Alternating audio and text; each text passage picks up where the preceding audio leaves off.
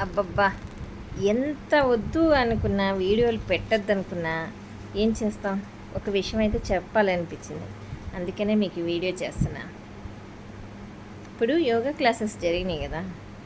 కొంతమంది నాయకులు యోగాకి ఎందుకు ఇన్ని కోట్లు ఖర్చు పెడుతున్నారు, అన్ని కోట్లు ఖర్చు పెడుతున్నారు వేస్ట్‌గా, అయి పేదలకు పెట్టొచ్చు కదా అని అంటున్నారు. మంచి ఉద్దేశమే. కానీ యోగా అనేది మనుషులు చేయకపోతే, చిన్నపిల్లలు బాల్యం నుంచి నేర్పకపోతే రౌడీలుగా తయారవుతారు, వ్యసనాలకి బానిసలు అవుతారు. అదేవిధంగా బయట ఏం జరుగుతున్నా, సమాజంలో ఏం జరుగుతున్నా నాకెందుకులే, నాకు పట్టదు కదా అని చెప్పేసి వాళ్ళు అట్లా వెళ్ళిపోతారు. ఫస్ట్ యోగా, మెడిటేషన్ ఇవన్నీ ఎందుకంటే ఒక మనిషి తనను తను తెలుసుకొని సమాజం పట్ల తన యొక్క బాధ్యత ఎంత అనేది నిర్వర్తించడం కోసమే యోగా. అది తెలియని వాళ్ళు మీటింగ్లు చెప్తూ ఉంటారు.